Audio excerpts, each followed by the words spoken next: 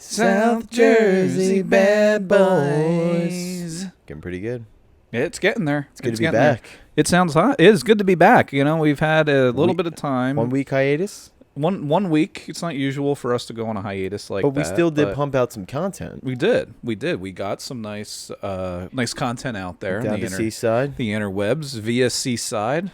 We blew right past everyone telling us, you need a permit for this. You need this. You need that. It's like, how could the Jersey Shore people possibly have gotten a permit and, you know, you're denying us one? Yeah. But the whole permit thing is so, like, I get Makes it for... no sense. I get it for, like, the higher-end version of things. But nowadays, people are filming on their phones doing whatever they want. They don't need a permit. But we did purposely make us look like we were legit, though. Exactly. And you were right when you said that the only reason that it was an issue is because we look like an actual camera crew. If we were filming with our phones, it probably wouldn't have been an issue. Yeah, no, it wouldn't have been an issue if we were just out there like a TikTok kid on his phone. Yeah. But we really did look like a production crew. We did.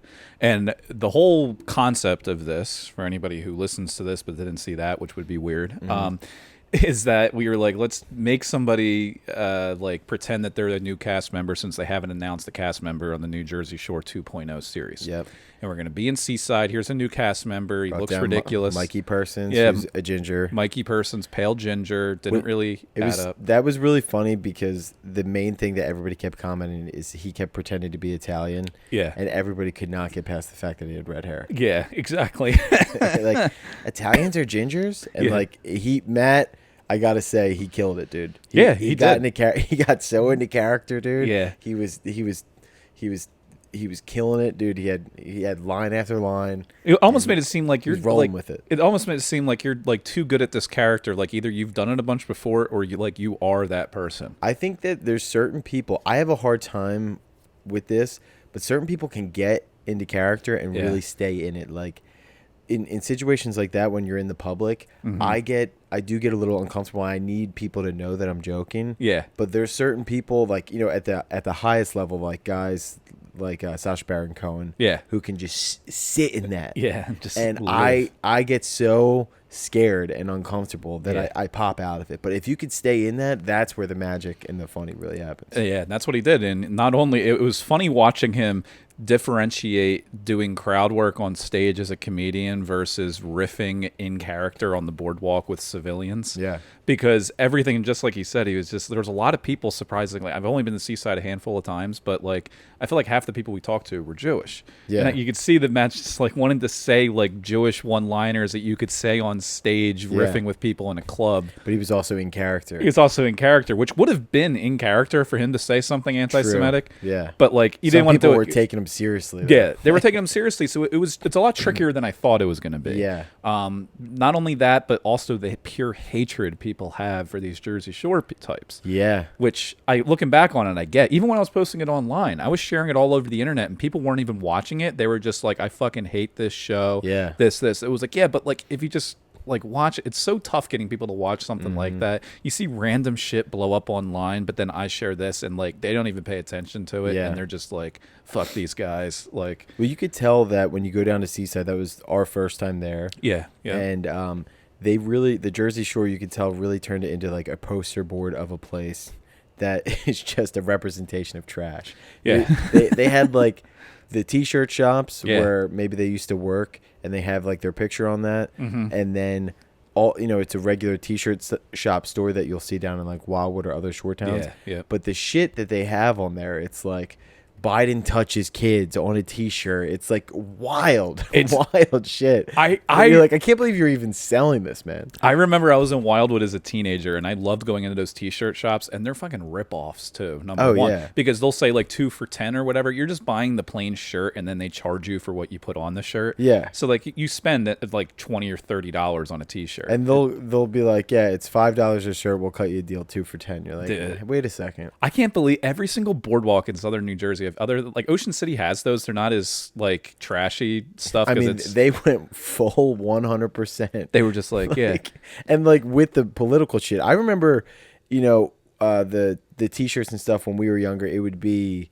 I don't know, like some douchey stuff like I don't know, like what were some of the stuff? The one shirt that I got in Wildwood as a teenager said something about like Googling your Yahoo or something like that. Like, and it had the Google and Yahoo logos because it was like, that was, social media wasn't as big as it was now, but like Google and Yahoo were like, fucking, it was there. It was like, it's a nice little tech thing. It was another one I remember. There would just be T-shirts that would say, "You mad, bro?" Yeah. It's like, all right, so that it wasn't getting political. Like, I don't remember it being political at all. I don't even remember who was in office back then. I guess Obama, then like even Bush before that. But like you would see like every now and then, because George Bush was just like a character kind of guy and just like looked like an idiot. Yeah. So there would be like some phrases or things, but comments. But now like this store was completely Biden Trump. It's like Biden touches kids. Trump is the Lord and Savior. And this was the thing right next to the Shore store where the Jersey Shore cast members worked. I don't think it was specifically a Trump store.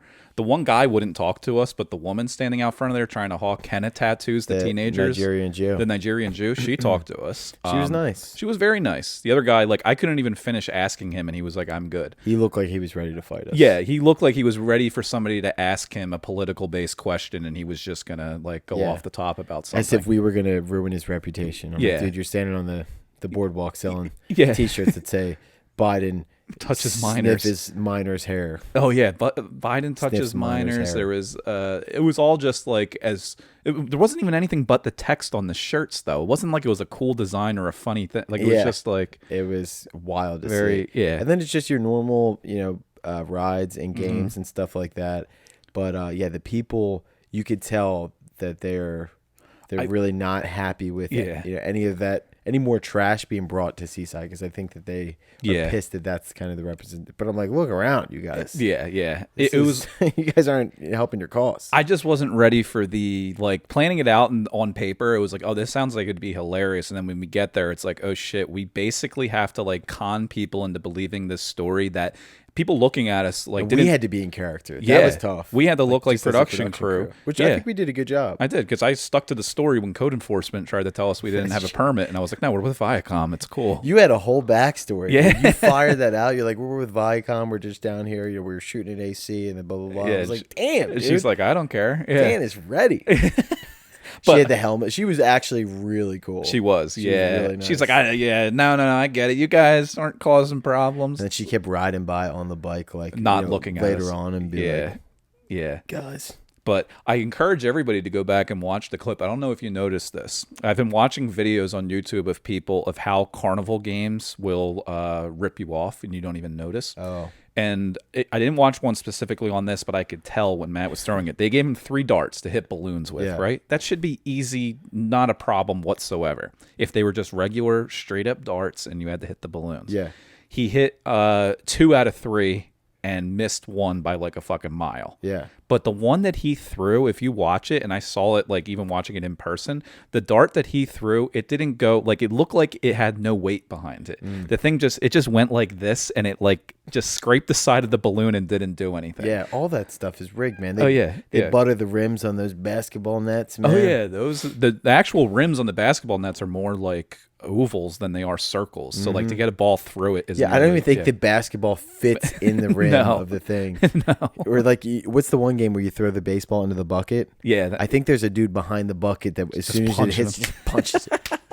Not today. Yeah. Not today. Yeah. And they're like, Danny, get back there. You got 8 more hours behind there. Yeah. So I kept on watching that as I was editing the video of just seeing the dart just like going right at the balloon, and then it looked like a paper airplane. Like it just soared right around it. I was like, what the? It's funny that they can do that. Like, isn't that illegal to some degree? That it's I guess so. Yeah. And for whatever reason, people just accept it. Yeah. And I gave $10 for 3 darts. I put the $10 up. I'm still waiting to be reimbursed by the handsome idioms, and I don't think I'm ever going to get that $10 back. So. I had to really, I had to take out a second mortgage to pay for the sunblock on the big. Oh, guy. I have that in my car if you want that, because I did see it was $15 for a fucking bottle. No.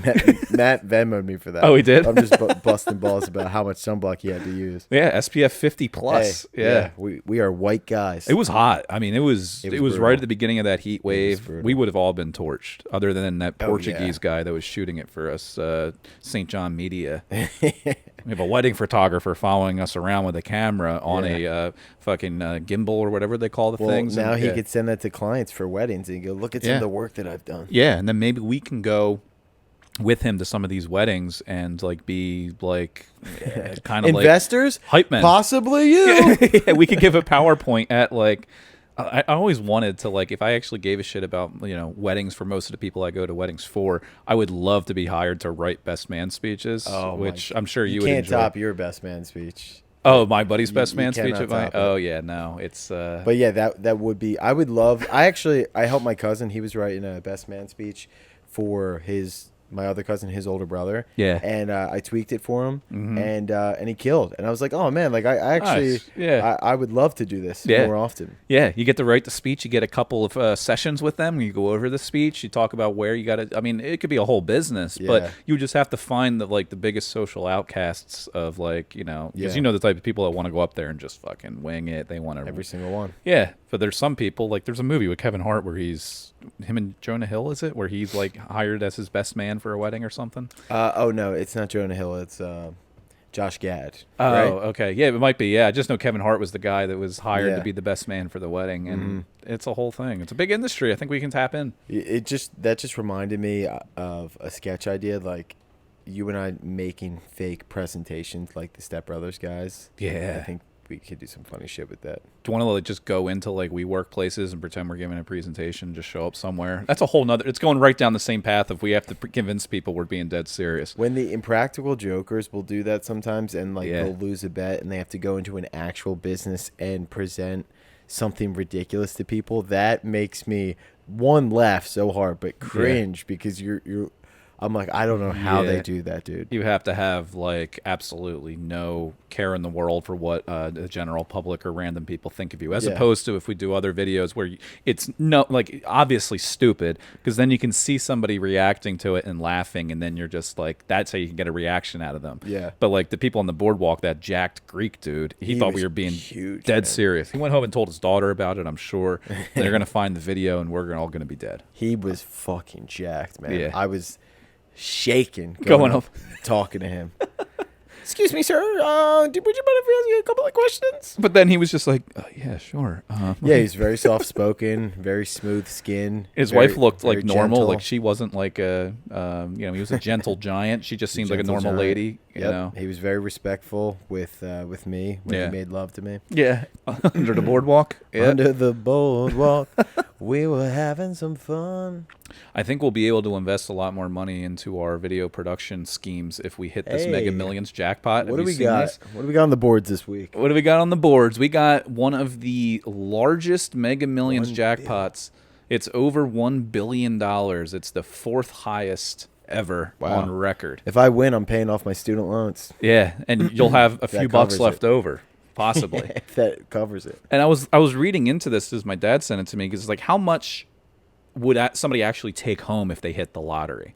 So the cash option for this of over $1 billion, the cash option, you would only get $600 million. I say only, but but still, where does that all the rest of that money go? Federal taxes, state taxes, they take off all of that. Yeah, it's just, so if a $1 billion jackpot, you would get 60% of that jackpot, essentially. So anytime somebody wins the jackpot, really the government wins a big piece of that.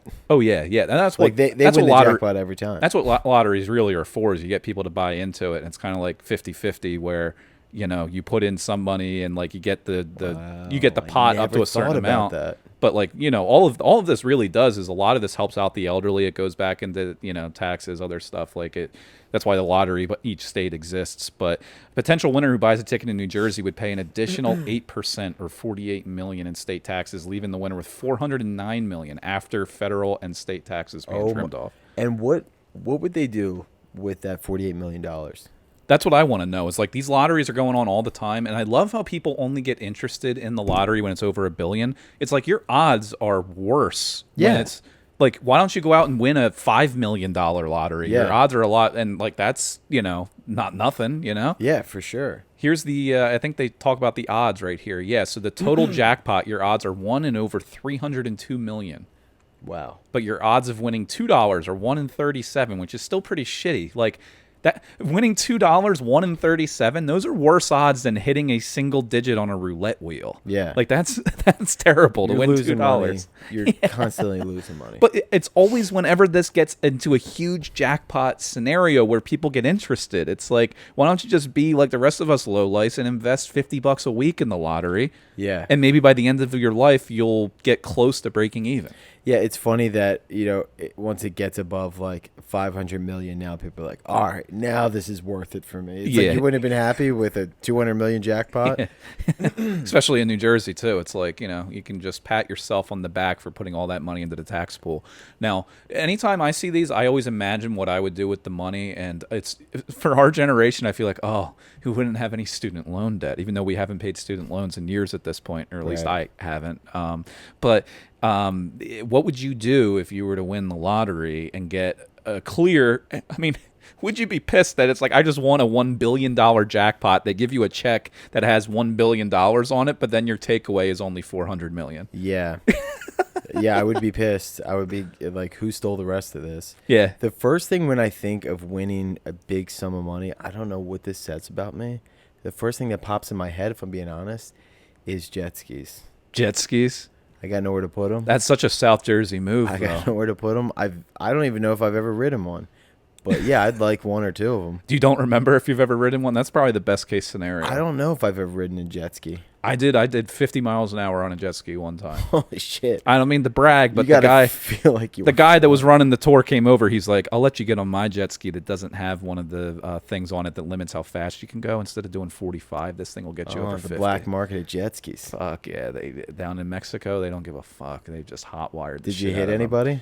No, we were in a wide open area, but I definitely, like, doing 50 on a jet ski. That's got to feel like 100 in a car. I felt like I was doing like 150 miles an hour. Yeah, because you got nothing in front of you. Dude. You're hitting little waves, and it, like, if you fall off that thing, you're hitting like concrete, basically. Oh my god, dude, yeah, that is dangerous. It is kind of nerve-wracking. Like, kinda, dude. Are you kidding me? You definitely could have died. Now, if I was coked up, it'd be a different situation. If we had a little Colombian marching powder on the jet ski, then we would be a lot more confident. Yeah, I would just be blowing over just fucking jetties out in the water. Punch it, Pedro. Yeah, fucking flying. We would have been in Cuba in no time. Yeah.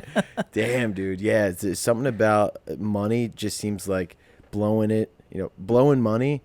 I just think jet skis. I just think just jet skis. What else would I buy? Because you got a lot of cash, 400 mil. I would probably buy you could probably afford an island. Afford an island like right off the coast of Wildwood somewhere. We could build one. Yeah. And it's just, Cape May Ferry, we can get it to come over there. Yeah, but that way we're still close to get those t-shirts. Yeah, we're still close enough to get I could buy a Boardwalk t-shirt store and then just literally just fill it with whatever the fuck I want, charge outrageous fees. People will pay for it. That's Some little kid walking down the boardwalk's going to drag his dad in there. His dad's going to be stuck with the credit card bill for that, and he's going to be pissed that he spent $45 on a Biden touches minors shirt for his 12-year-old daughter. And you know what? This was all worth it. This was all worth it. Winning the lottery, hitting it big, buying a t-shirt store on the Wildwood Boardwalk. I mean, what would you get? Real talk. I would probably buy my mother a spot in a nursing home. Really? Just a nice one, though. A nice one. Real nice one. Nice one that has at least 3 stars out of 5 on Google. That's pretty good. That's a nice thing to do. Yeah. Spending some coin.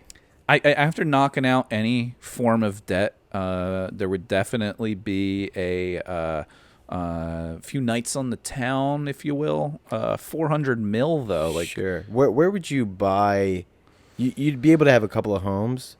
Where would you buy homes? Where would you buy? Real estate market right now in the South. Definitely in the South. Yeah. Just going to have them in That's your vibe. Alabama, Louisiana, Mississippi, down along the Gulf Coast, which is actually pretty nice in Alabama. The Alabama Gulf Shores. It's actually, is it Biloxi? Biloxi, Mississippi? That's where I need to go. Yeah. That's where I need to go. Never been, never looked into it, but I want to go there in Boise, Idaho. Interesting. Yeah, I was thinking more of like Hawaii. Oh, yeah. Well, yeah, you can live out. Boise, Idaho, and Alabama sound good. Boise, Idaho. Have you seen their blue turf field? It's fucking great. No. They got a blue turf field out Only there. on the internets. Yep. Boise's just, I have a few of these places that I want to go that are kind of Boise, Reno, and Biloxi, Mississippi. Do you really want to go to those places? Oh, yeah. Yep. I want to go to Reno. I mean, Reno's at the top of your list, my list, everyone's list. Forget Vegas. Why Boise? Boise, I just loved Boise State winning in that championship football game against Oklahoma when they did the Statue of Liberty and ran around there. Interesting. And I was playing. You remember NCAA football? The best. EA Sports game. Yeah, I played that all the time. Dude, and you could pitch it back. You could pitch it. That was the best. You could just run option plays and everything. Run options the whole time. Yeah, that's all I would ever do. I want to get that back.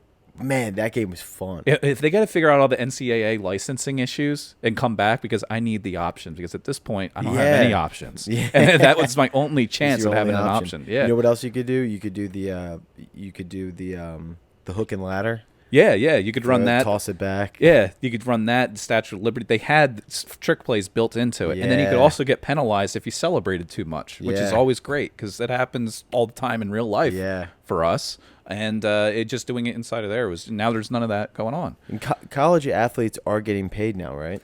I think they signed some type of deal where they're allowed to use their likeness for endorsement deals. Do they not make the video game anymore? They haven't made it in years. The last one they made was with Reggie Bush on the front of it. Well, that was the last one? I think it was what was that, 08? That was forever, yeah. I think that was 08, 09. That was the last one I played, I'm so surprised by that.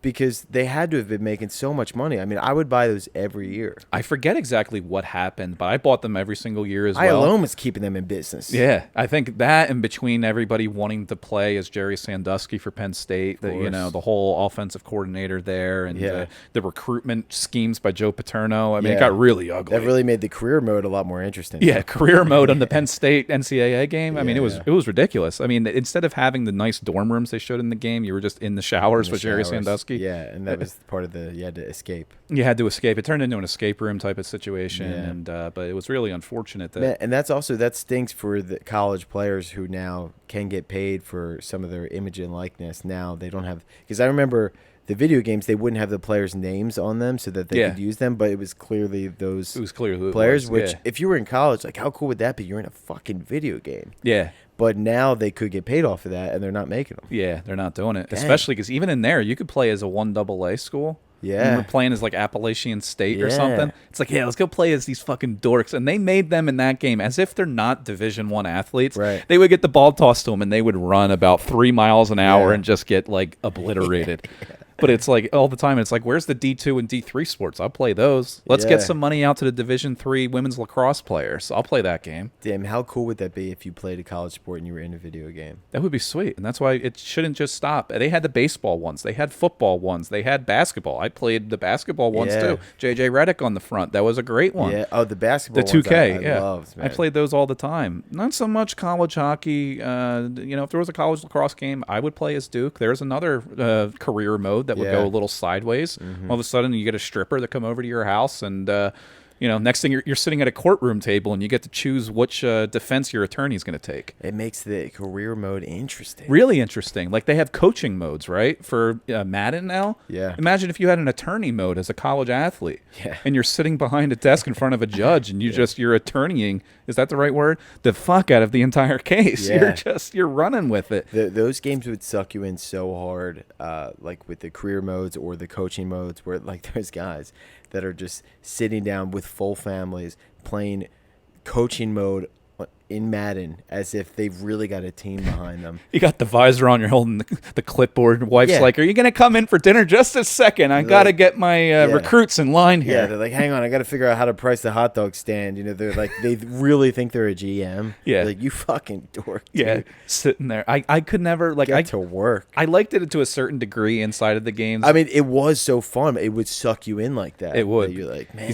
Because then you're just like sitting there at home, and it's like, I got to figure out the budget for the 2027 season. Yeah. And dude, in college, I was straight up addicted to the My Player mode in NBA 2K. Yeah, I would spend so much time trying to get my guy good and like build his stats, and like there'd be points where we'd be ready to go out and party, and I'd be like, one more game, fellas. Yeah. Like it was addicting. Yeah, it was. I truly love playing. I mean, the football was probably my favorite. I like playing the basketball. All those just.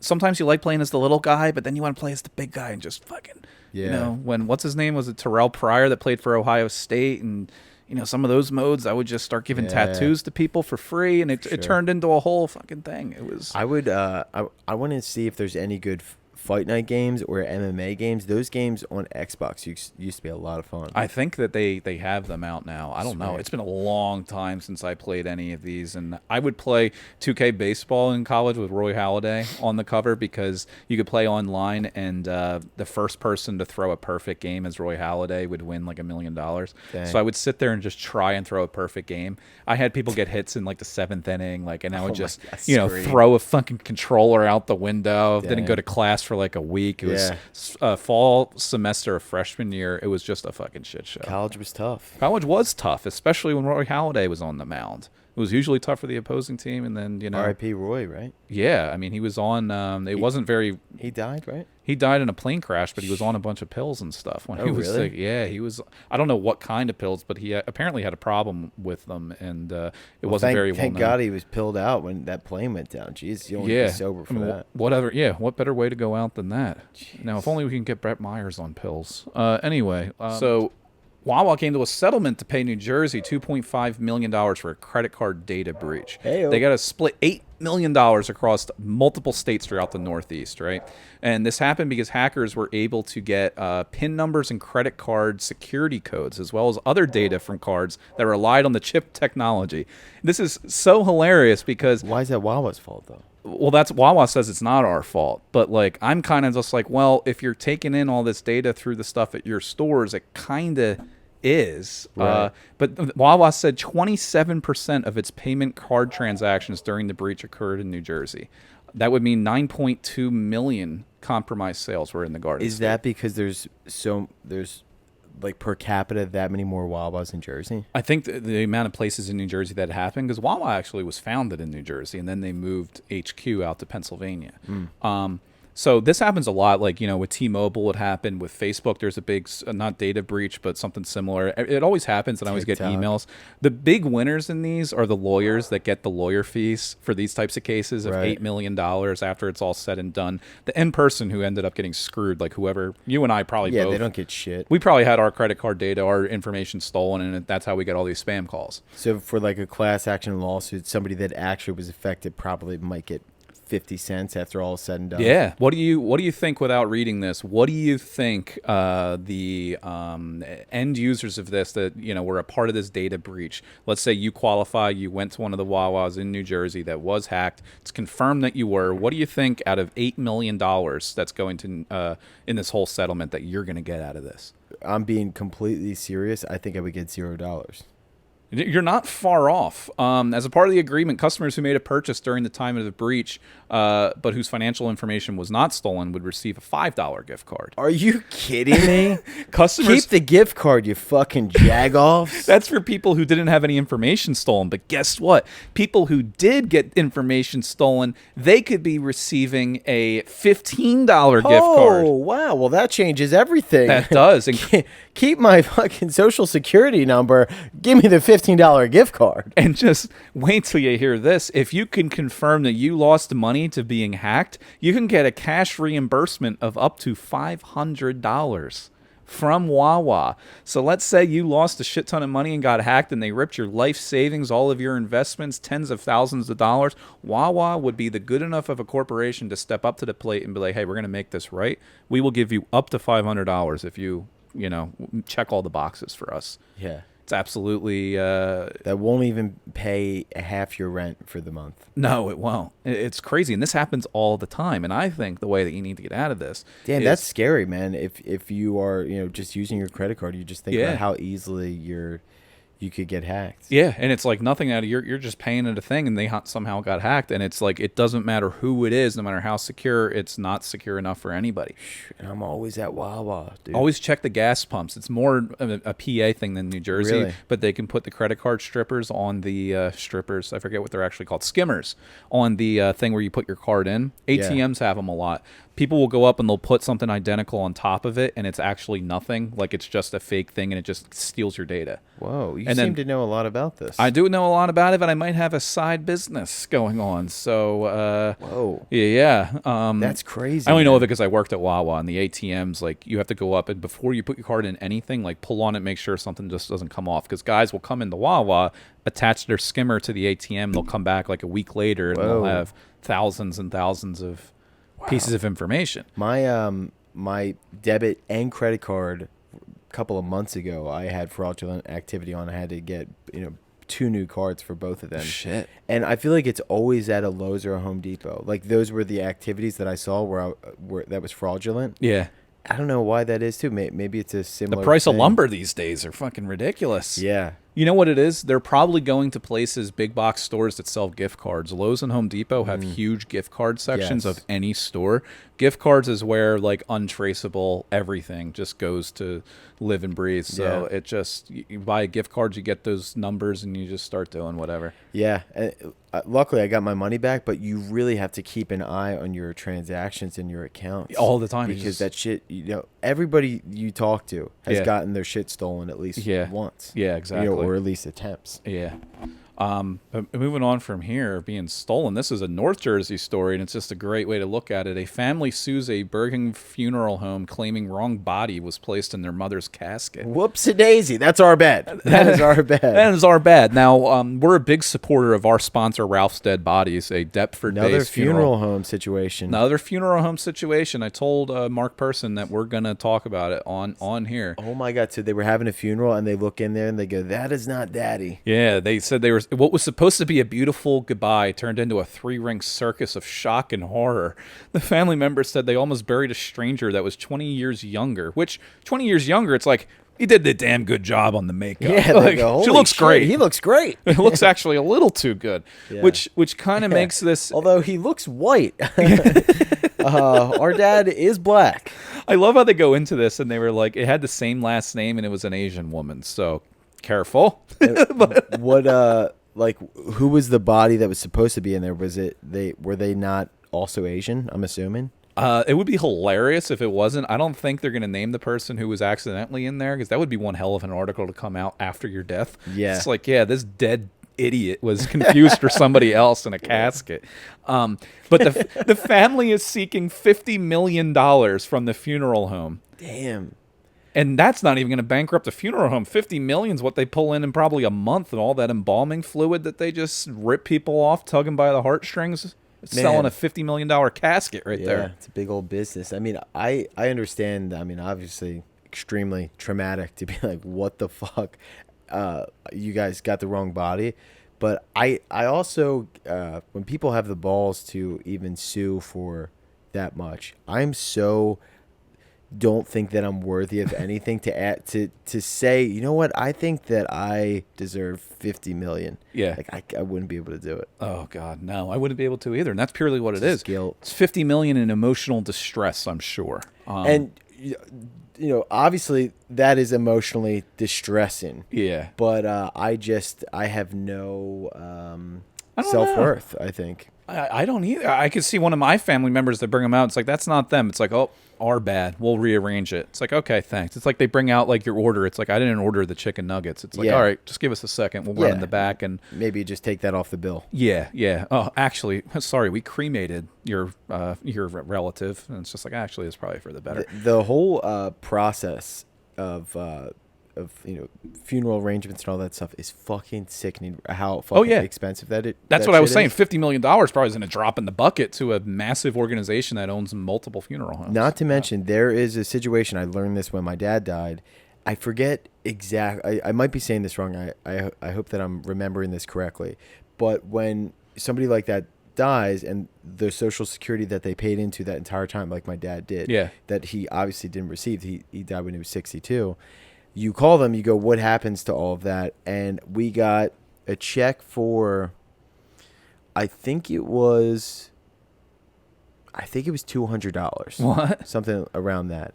And that is part of, when somebody like that dies, Social Security, they give you a deposit that is supposed to cover funeral costs. $200. Now, typically it costs like 10 grand, something like that. Yeah. And the reason that is because they have not updated that since Social Security was initiated since in like the 1920s of how much a funeral used to cost back then. And they just haven't updated it. How fucked up is that? That is so fucking crazy. I go, keep the change, you filthy animal. My God, dude, I got this one. Tell me you just went out with the $200 and got like a frozen daiquiri machine or something. Dude, it's like, I'll grab a hoagie. Yeah. Jesus. This is where this story gets even better. The family members thought that the embalming technology had gotten so good that it made her look much younger than 93 years old.